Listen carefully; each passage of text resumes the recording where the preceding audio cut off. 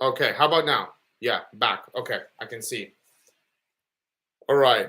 Okay, I don't know why the sound goes, it drops as soon as I share the presentation. Um,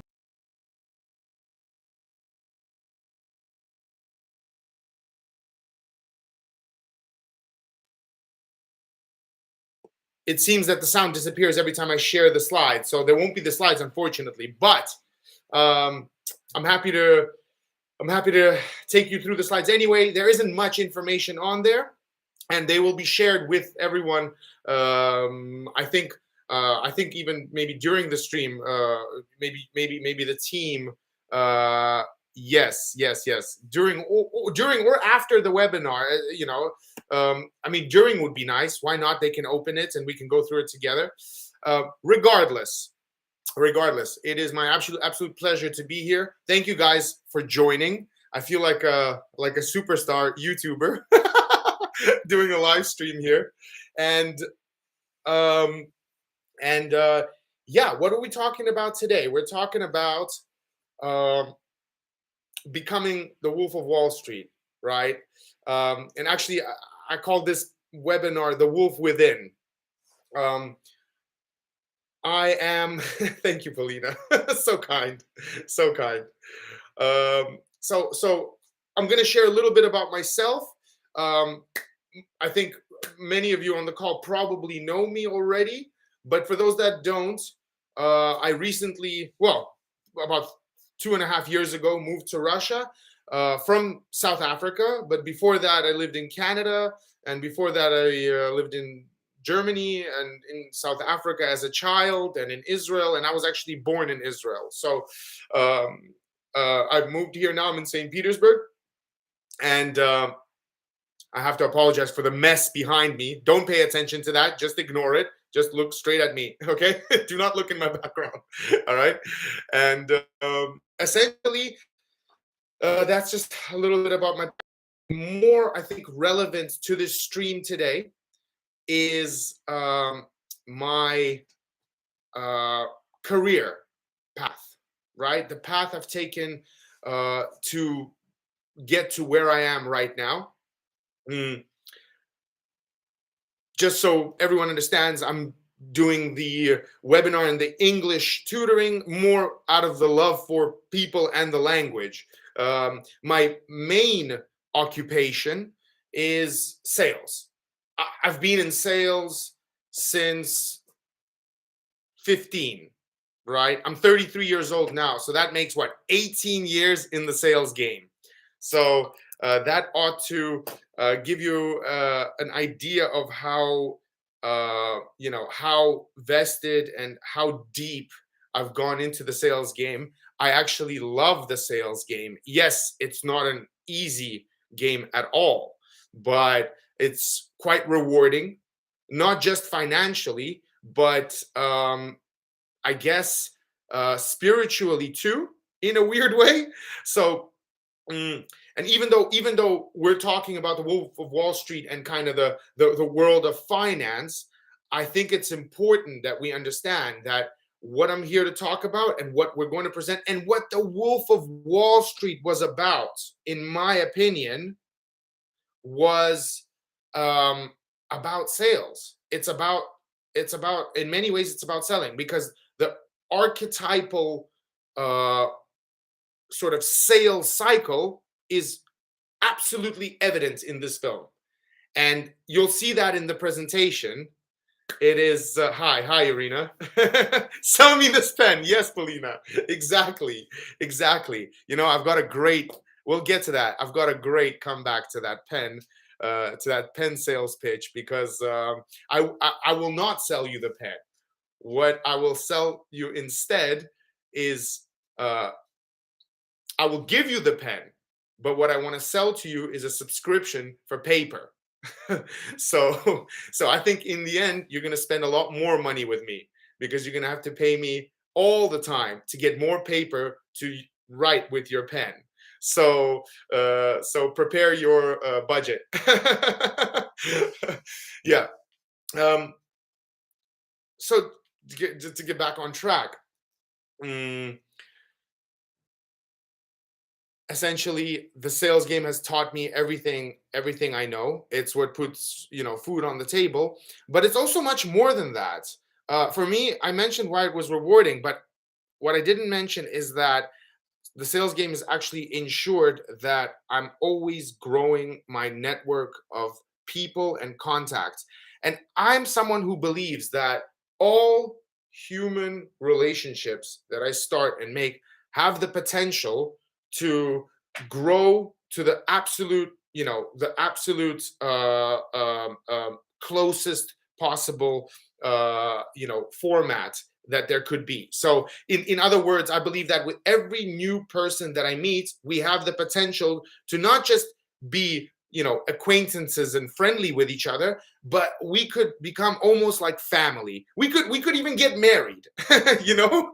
So that's the belief that I go in to any kind of conversation and new engagement with, that what we've started here, our introduction, are us getting acquainted, right? Me picking up the phone, giving you a call, and you answering. That's the start, but that has the potential to grow all the way to us becoming the deepest, best of friends.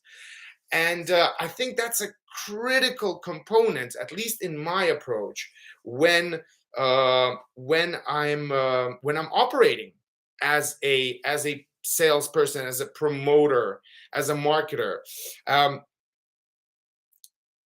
So essentially, I'm just going to pull up my presentation just to make sure that I'm kind of staying on track.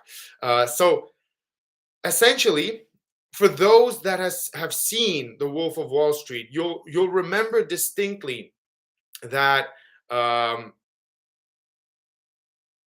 main character, Jordan Belfort, manages to impress those around him and the people around him with his skills on the phone, with his skills in reaching out to new clients, reaching out to people he doesn't know. Yes, to cold call, that scary combo of words that most people absolutely hate and cannot tolerate. Well, I'll tell you something. Even though my horoscope says that's not really for me, I absolutely love cold calling. There's some kind of an adrenaline rush that I get from engaging someone in some part of the world that has never seen or heard from me, does not know me, but is the challenge for me being to engage them in a conversation and keep them talking with me for as long as possible. And when they do, and when I succeed in doing that, what happens is that the person on the other end of the line has given me the most valuable thing they have already. They've already spent their time with me. And time is the most valuable thing each one of us has, because money, it comes, it goes, it's like air, right? It's in, it's out. Inhale, exhale. But time spent is absolutely irrecoverable. And so when my counterpart in dialogue spends time with me on the phone, I am absolutely honored. And it is my objective. I'm absolutely determined to make sure that they get value from the time they spend with me in a conversation. And this is the mindset that I go into when I engage new prospects, right? I should just say prospects in English, because it might be confusing. I know that in Russian there's a similar word and it means street or avenue. But prospects in English means prospective clients. So those that have the potential to become your clients and spend money with you, right? And so when I engage new prospects, I want to make sure that they get at least as much value from this interaction as I get, because I'm getting value 100% from every interaction, even if they don't buy what I'm selling, because if they don't buy what I'm selling today, maybe they'll buy tomorrow. But also, even if they never buy it, what I'm definitely going to take away from this interaction is information. useful information that I can use on my next call, on my next engagement. I'm going to learn something from them. I'm going to ask them some questions. I'm going to listen to them. So, and that's a critical component.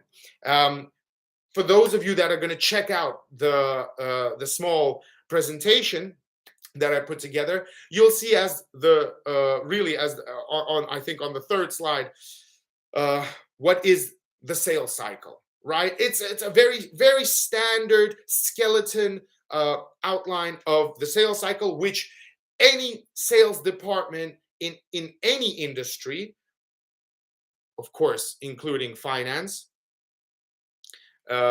will promote. And the sales cycle is usually made of 5 steps, very roughly put. There could be a few more steps, sure. I actually like 7 steps because I believe in after sales service, right? But for this conversation, we're going to go with a very basic model of the 5-step sales cycle. And this sales cycle, and once again, I'm going to just remind everyone, it doesn't matter what you're selling. And actually, I should just mention, even though it might seem like I worship the Wolf of Wall Street, I actually don't. I love the character, I love the plot, I love the movie, but I don't worship it. And I'll tell you why.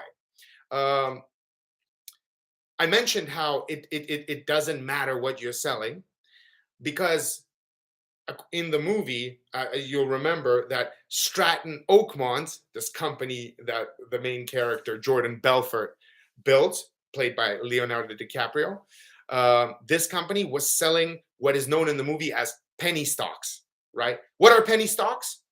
They are stocks that weren't, for whatever reason, didn't get listed on the New York Stock Exchange or some other stock exchange. And there's a good reason they didn't get listed. They didn't get listed because they're not big enough. They don't have enough investors. So, you know,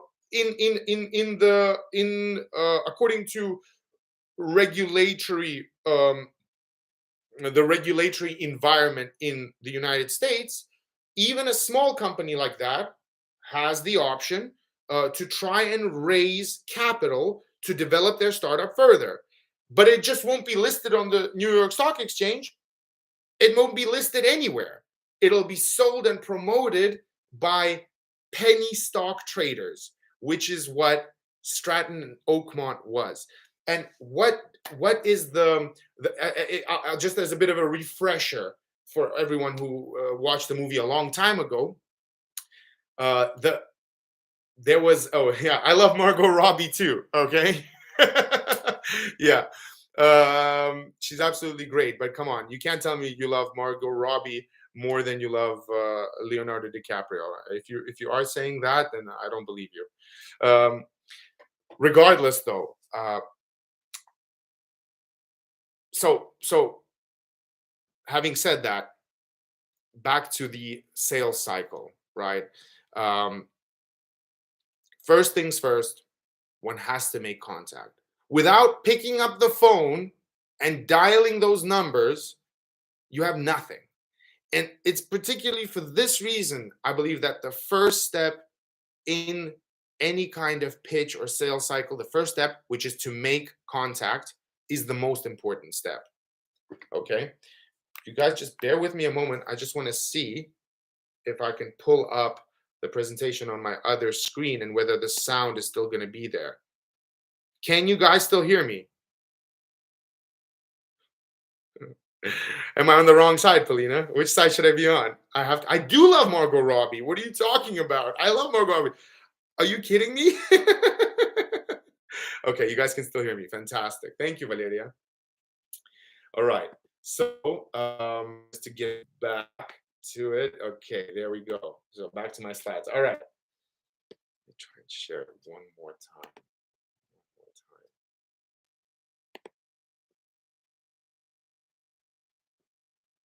Okay.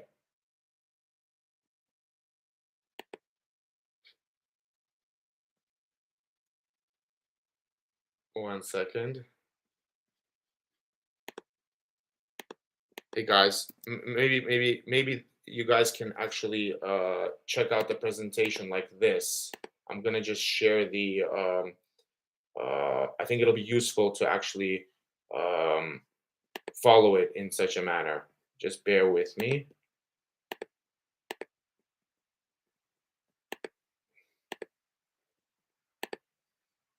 hmm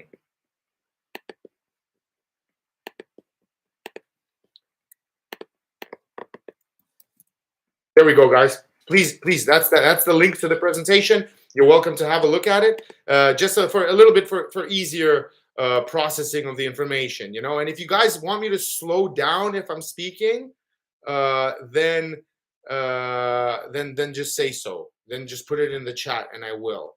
Otherwise, if you guys understand, then great. That's fantastic. Okay, so I hope you guys are all comfortable with spending a bit more time with me today. I'm going to try and keep you here for as long as possible. And hopefully it works. Okay, so we're on slide 3, and we're talking about making first contact being the most important step in any kind of sales cycle. Because without that first contact, you have nothing. You have no prospects. You have no prospective business in the pipeline.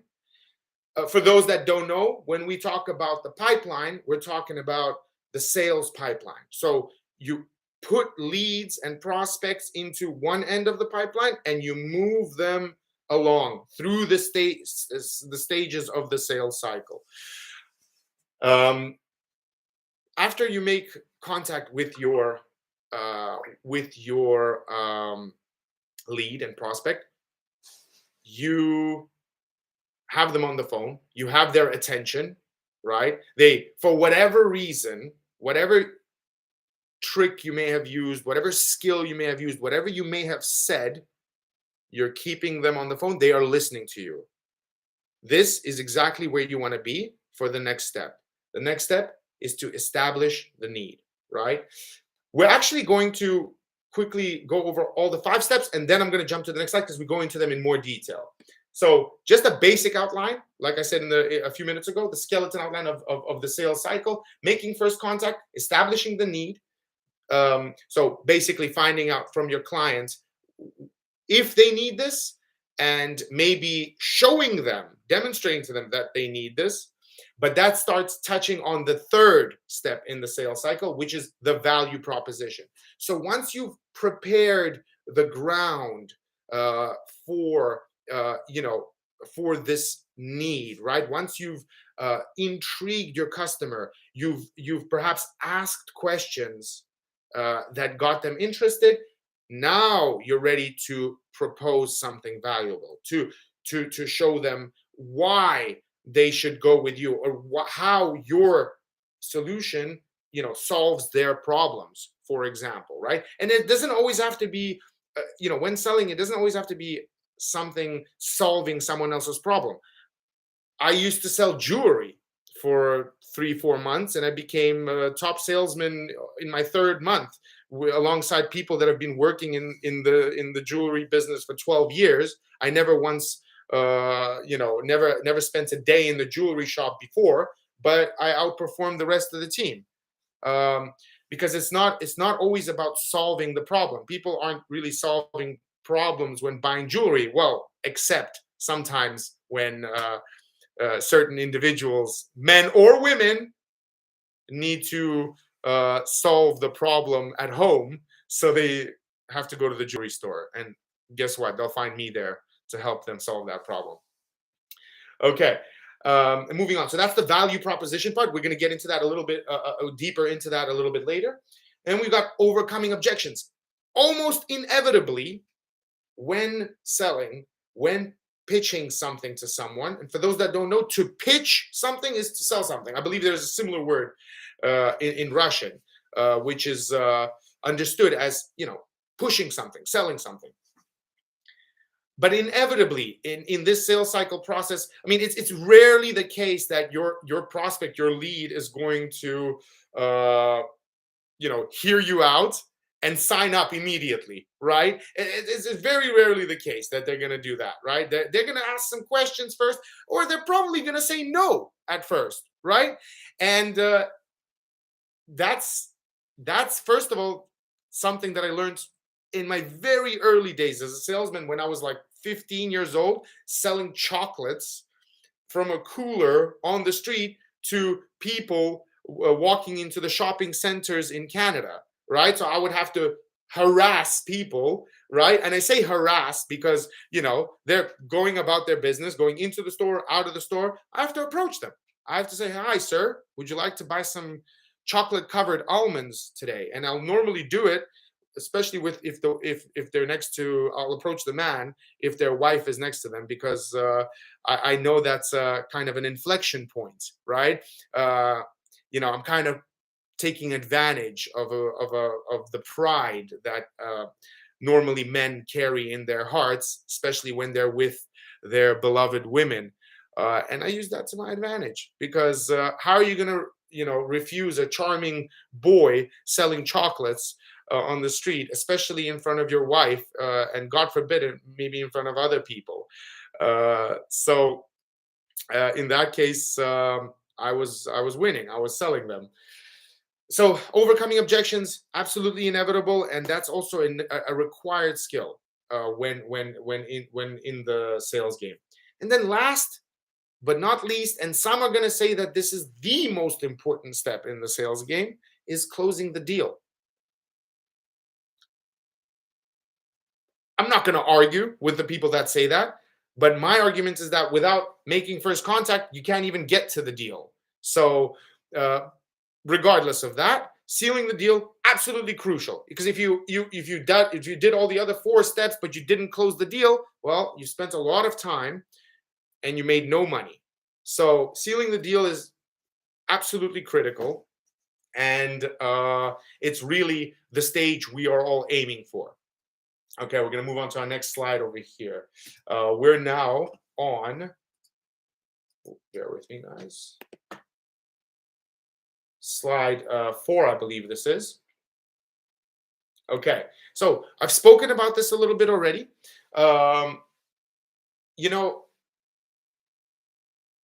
A long time ago, I learned to love the phone. This was before WhatsApp, when there were still only SMSs and, maybe emails, right? Those old enough remember the days when we had Motorola razors, or I'm not old enough to remember doing sales on my Nokia cell phone. I was still too young then, but Motorola Razr, that's about the time I started getting into the sales game. And I remember all you could do is SMS or call people, right? And I'm pretty sure you could send emails off the Motorola Razr. But the phone, the ability to reach almost anyone in the world through this is my friend. This is my ally. I learned to absolutely love it. It is an indispensable tool without which I could not even, I can't even imagine getting anything done, really. Of course, that technology is only getting more advanced. It's only getting better, and it's bringing, the whole world even closer, There was a time when making international calls or reaching someone outside of your country was a very expensive thing to do. You had to buy a special calling card. You had to, or maybe, Skype was the big thing. But nowadays you can just add someone on WhatsApp and you can call someone in, the Arab Emirates or Mozambique or Australia with a couple of pushes on your screen. Right? SMS with limited number of symbols in SMT special. Haha. Yeah, you remember, Valeria? Polina, I'm actually surprised to hear you're alone. What's going on? You shouldn't be alone. Okay. All right, let's move on. Okay. So this is the part I wanted to elaborate on a little bit. I do hope that those that are with us still have a little bit more time. Don't leave. So about selling me this pen. This, of course, is one of the most legendary scenes for salespeople across the globe. It doesn't matter what industry you're in. Of course, they glamorize the financial industry, but I'm going to share a little secret with you.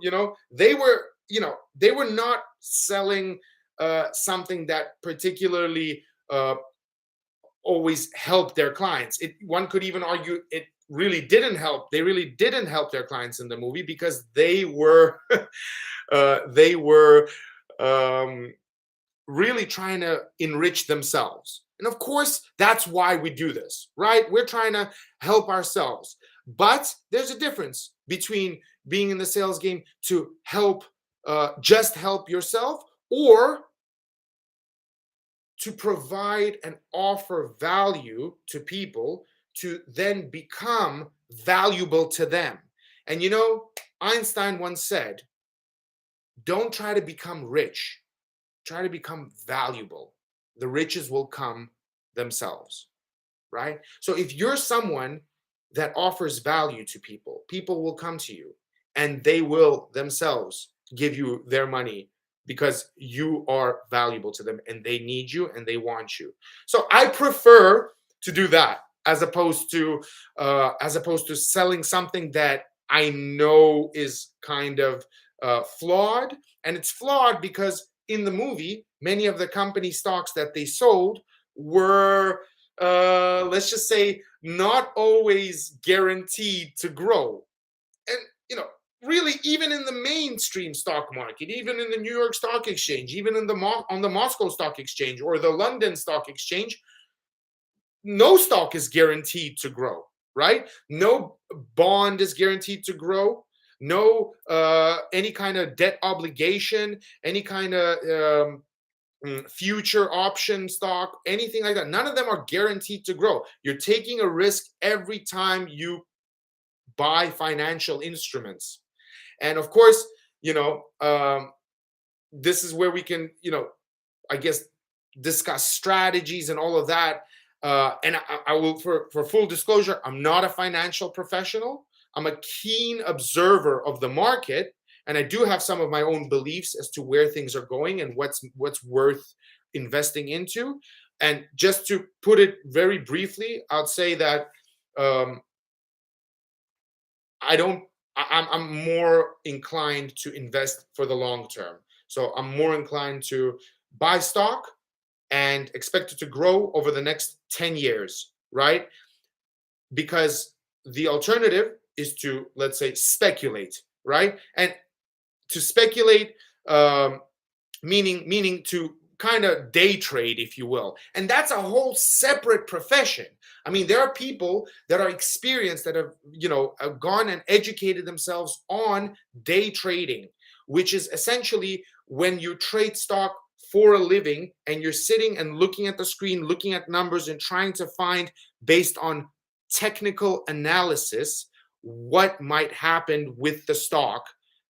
And you really are playing the markets in the hopes of getting a quick return. So it's not like you're investing and then forgetting about this investment, or you continue to, you know, as your income comes in every month, you put some money into the stocks, into various other financial instruments, and you know you're sitting back and you're not really worried about the small jump today, a little jump tomorrow, you know, a drop the next day. You know, your heart is, you know, about to leave your body because you're worried, you know, some rebels attack shipping lanes in the Red Sea. Boom, you know, the prices of oil and all commodities rapidly jump. All company stocks go down for a day or two. Like, that's a very, very stressful existence. And you know, unless you're a professional in that game, I wouldn't recommend that. But to each his own, right? Who am I to say that you can't succeed like that? You absolutely can. You absolutely can. So to get back to what we were talking about, you know, I'm a believer in selling something that is truly offers value to people. It adds to the confidence that I have in my product. It adds to me actually being able to sell it, right? It makes me a valuable person to my prospect. If I'm the person that brought them something that solves a problem in their life, improves the quality of their life, actually makes them richer, then I don't really, lose sleep at night, right? I sleep very well. I feel good. I'm not doing anything that is, uh, you know, let's just say fishy or dodgy or anything like that. In fact, throughout my sales career, the only time I sold something, illegal or bad, let's just say, was pirated DVDs in Chinatown in Toronto. So I did that for a few summers. I was like 16 years old. And it was when DVDs were the only way we could watch movies. So this is before Netflix. There was a time before Netflix, for those on the call that don't know. Yeah, so before Netflix, we had these little DVDs, right? And you put it in a machine, in a DVD player, and it played the movie. And I used to sell those DVDs pirated. Okay, and it wasn't my project. I joined a team of individuals that were doing this, and yeah, we made a lot of money. And looking back, I don't feel bad about that, at all. I don't feel guilty about it at all, right? I mean, that's we offered value. We offered movies, on DVD before they hit the cinema, right? We offered before they yeah before no not before they hit the cinema, before they were available on DVD, right? So there is some value we provided, and people bought it and they loved it and they kept coming back. Okay, so yeah, just a small example from my personal life. But since then, since those days, anything I've sold has been something that um, mm, is more oriented towards solving a problem, especially for businesses. So really, I come from the business to business sales environment, and that's what I've done since then. And since ever since about I was 18, ever since I was about 18 years old, the kinds of things I've sold. Well, one of my favorite sales jobs that I've had in the past was working for a company called Thomson Reuters. It is the same company that owns the Reuters news agency. So besides the news agency business, they have a much bigger part of their business is financial analytics, risk intelligence, and corporate governance solutions. Basically, that's a fancy way to say they sold software that packages information in a useful way for all participants in the financial markets in one way or another. Anna, you got a question for me? Okay, so what do I think about day trading? I think day trading is a very stressful environment, right? And maybe a clue is what the movie Wolf of Wall Street revealed to us. I mean, I don't know if you recall, but the guys in the movie did a lot of drugs. They did a lot of drugs and they drank a lot. And I think the stress of selling, stocks the way they did, and maybe even the moral component, if we're really gonna dig into that, because of their product not being exactly the finest product, right? Maybe that's why they had to resort to such a heavy intake of all sorts of narcotics, right? Of course, it offered us a lot of fun when looking at this on the screen, or reading the book by Jordan Belfort, which is what the movie was based on.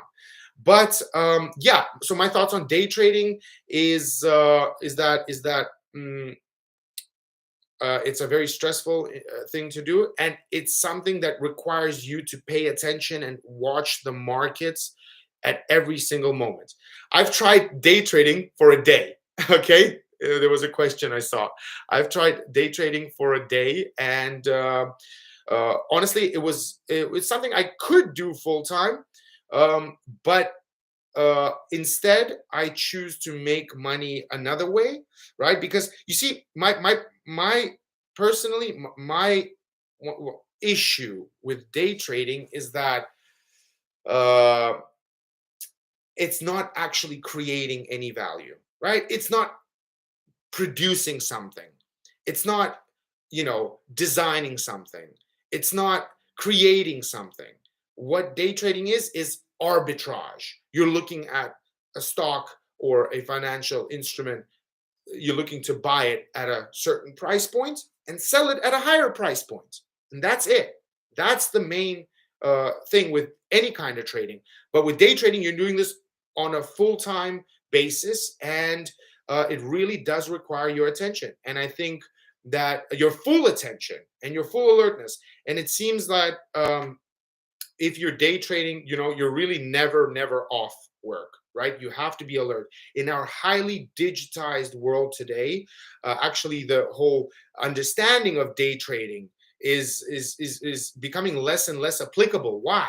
Because the boundaries between day and night in the financial markets are very diluted, right? It's no longer, there is no longer a strict time to stop trading, because I can go on my phone right now and buy any kind of stock. Of course, the stock market only opens in the morning, and my purchase will only be, executed then. But nevertheless, that's not applicable to crypto, for example, which is another, financial asset, right? It's another vehicle that can be used for day trading. So, yeah, so that's what I think about it. Was my day on day trading, was that successful?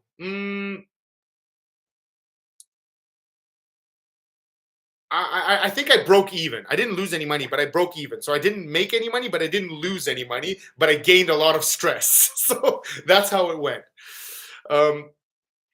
What are we saying here? What do you think about day trading? What's your favorite sales? Okay, my favorite sales book. Good question, Vadik.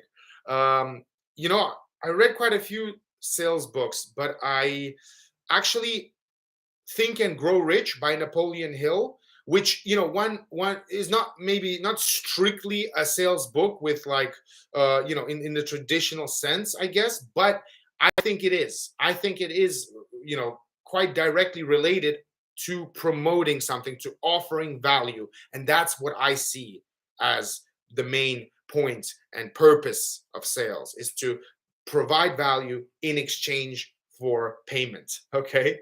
And so the book by Napoleon Hill, Think and Grow Rich, recommended to everyone. It's a book that will upgrade your skills and ability to present yourself, to offer value, and to do it in a quicker way and an effective way. And that book has really taught me a lot. But also the thing to understand and consider about Napoleon Hill's Think and Grow Rich bestseller is that he manages to tie in what I believe is something very important, is kind of a spiritual component into it. And when I say spiritual, I only use that word because when we talk about manifestation of your dreams and turning your dreams into reality, whether that's buying a sports car or becoming a real estate magnate, manifestation is about spirituality, because manifestation requires awareness. It requires clear thinking. It requires distinction and separation between emotion and thoughts, and it requires cool-headedness. And to achieve that state, one has to be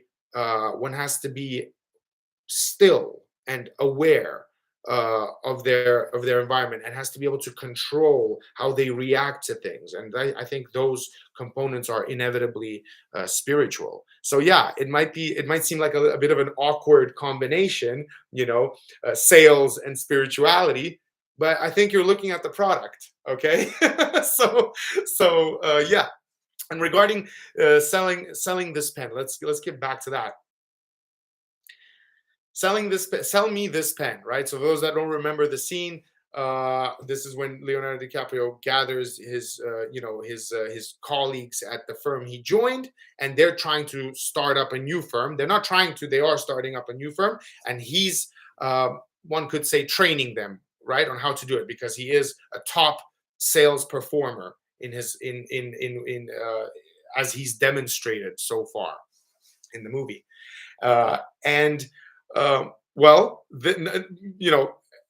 For a few of his colleagues, like, don't really have a good answer for that, and they decide to give an excuse of some kind, or a very weak attempt at selling this pen. One of them, though, uh, one of them did it, I would say, the most logical way. He offered. So when Leonardo DiCaprio said, "Sell me this pen," the guy says, "Easy. Here's a piece of paper. Can you write your name and phone number down there for me?" And Leonardo DiCaprio answers, "Yeah, sure. Oh wait, I don't have a pen." And then he says, "Well, here, I got this pen for you. You can buy this pen." So what do we have in the end? We have the basic concept of supply and demand. In order to offer and sell your supply, you need to have demand.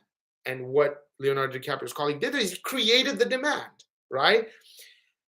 But in our world of subscriptions and really changing business models, especially in the digital space, I found a very interesting response to this question, to this challenge of selling this pen, and I mentioned it earlier to Polina when she asked, but I'll repeat it for those that have joined us since then.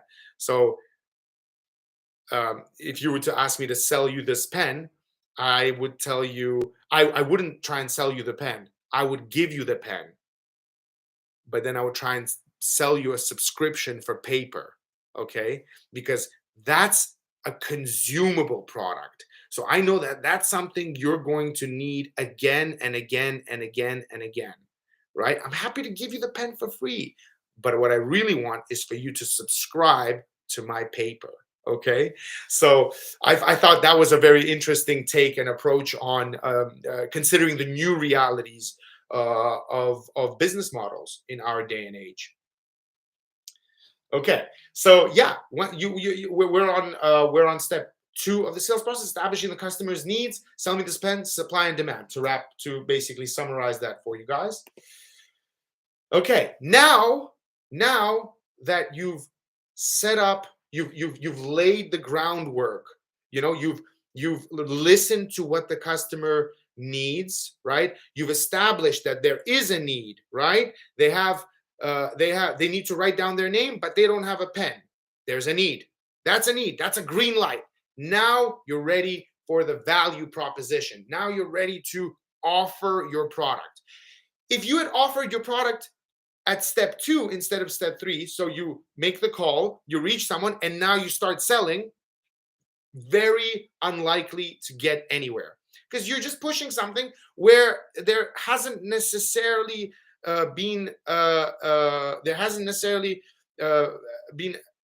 there wasn't a need established necessarily, right? At first, you could get lucky, sure, but you're not doing this to sell 1 out of 10 calls. You're doing this to try and sell 10 out of 10 calls.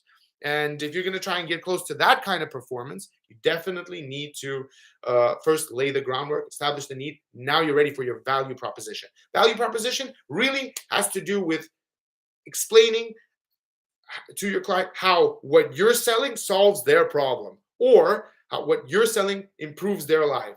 And after having spent 18 years in the sales game selling pirated DVDs, socks, chocolates, newspaper subscriptions, windows and doors, financial analytics software, subscriptions to all sorts of really business software solutions, logistical services. That's what I do today. Since December, I've joined a logistics company, and of course, Polina, of course, my love, jewelry, of course. How could I forget? That was. I see you remembered. Okay. Well done. I'm glad you're paying attention. Yeah. Yeah. Absolutely. Designer jewelry. That was absolutely amazing. I was actually about to join a cruise ship to sell jewelry on a cruise ship in Cape Town, but unfortunately COVID changed those plans for me. Yeah, and just to sort of continue, I sold advertising. So right now I'm selling multimodal logistical services. So right now, my clients are owners of all sorts of factories in China, in Russia, in Turkey, that are trying to move liquid petrochemicals from point A to point B. Find it very exciting. It's extremely challenging and complicated, but I really, really enjoy it because I know I'm offering value and I'm solving a very concrete, real problem for my customer. And that's what drives me forward. So when I've already laid the groundwork, I've qualified my lead, I've established that there's a need. Now I'm ready to tell them about the benefits of my product, why they should go with me, right? I mean, they're listening. We've already established that there's a need, and now they're trying to decide whether they should buy my product. Perhaps they've already heard from a competitor about their product. Perhaps if we're talking about the financial world, they could be they could have one recommendation to buy a stock of one type of company, let's say Tesla, right? Or to buy stock of Apple, right? My personal opinion, both of those stocks are completely overvalued. I would not buy them. I would not buy them even if you put a gun to my head. Okay, those are not the kind of stocks I want. They're overvalued, meaning that there's so much hype, investment hype around those big ticket stocks that I believe the growth rate, even though they're still growing, but I think that's due to the overvaluation and over purchasing of those stocks by people. I'm more interested in companies where the space to grow is a lot more. So they might be a smaller company today, but they're probably going to triple, over the next 5 years. That's something I'm more interested in, right? But that's also a riskier stock. Okay, so but those that know me know that my appetite for risk is quite high. Okay, I like to take risks, and quite honestly, I have to deal with the consequences quite a lot. But I would prefer to take the risk and deal with the consequences than to not even try. Okay, that's my philosophy. Right, one could call it that. Okay, moving on.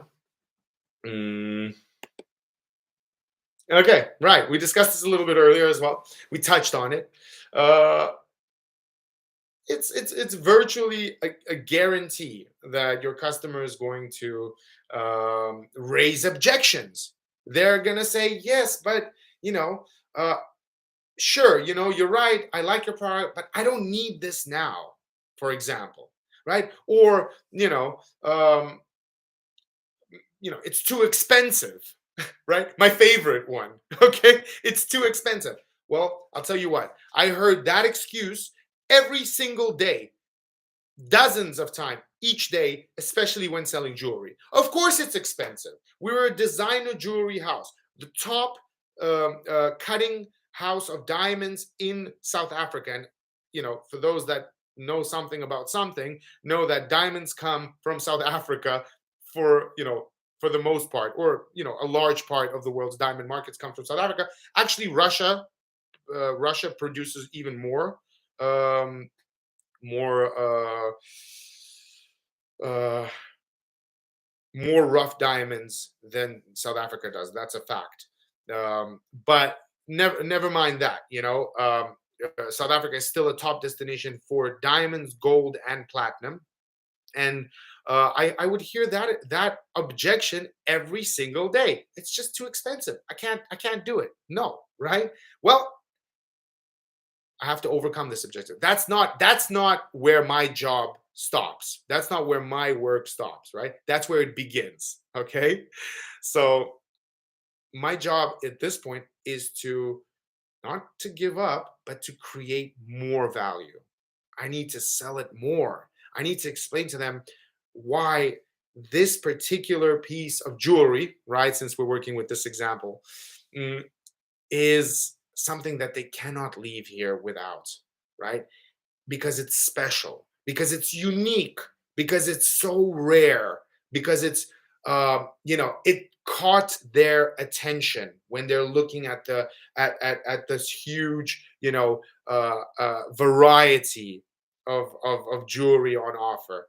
So yeah, this is where my work begins. And my job is to overcome these objections by creating even more value. And in the jewelry game, that looks a particular way, as I just described. But in the business solutions game, like for example, in logistics today, I already know that our services, the services of my company, are more expensive usually than our competitors. Well, how do we expect to sell anything if our services are more expensive? Well, I'll tell you that we do expect to sell anything. We expect to sell just as many, if not more, than our competitors. And the way we do that is because we offer a superior service. In other words, we're offering more value, and that justifies spending more money with us, right? We are trying to make the life of our customer easier. We keep them updated. We respond faster. We use a particular tone and language when talking to them. We really try and set ourselves apart from the rest of the offers on the market. If we're talking about financial instruments, well, it's really the same concept and the same principles. Anybody selling you anything needs to create value. Why should you pick one financial instrument over another? Why should you pick, stock of one company over another? It's about the value. Okay. Last but not least, we reached the finale, and that is to close the deal. Close the deal. I've trained salespeople. I've made these mistakes myself. I've run a team of salespeople before, and it's a very tragic mistake to witness is when people have done good work, bringing the customer, getting them ready, offering value, then overcoming all the objections. And when the critical moment comes, they didn't show the killer instinct and close the damn deal. That's why there's another, super famous movie. It's called Glenn Ross. I'm going to write it in the chat. I recommend it to everyone. The movie, it has Alec Baldwin in it and Al Pacino, and they are real estate salespeople, right? So they're real estate sales guys.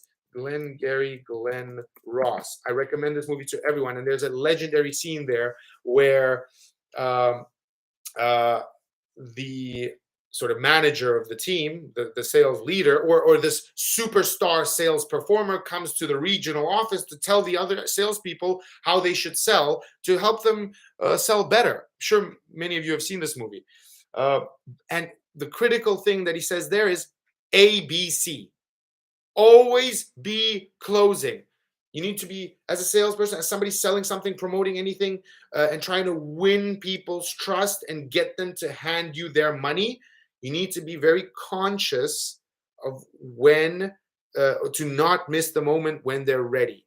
You have to strike the iron while it's hot. That's an idiom, which means when they're ready, you cannot miss this chance. Right? The sale has to go through now, and you have to make sure you don't miss that chance, because tomorrow they might not be interested anymore. They've had some sleep. Maybe they talked to their wife, right? Maybe your competitor came who has a better killer instinct than you.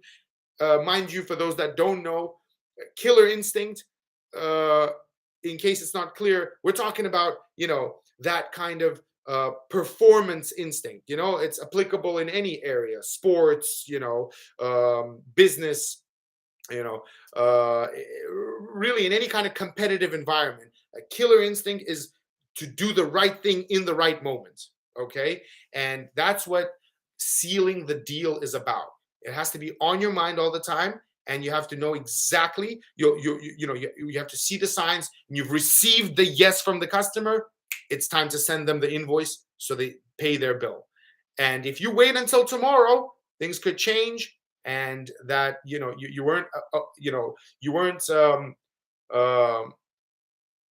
didn't strike in the right moment, and you're risking losing this deal.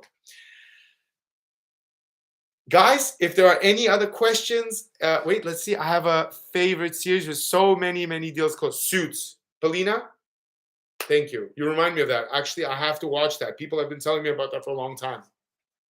I absolutely need to watch that.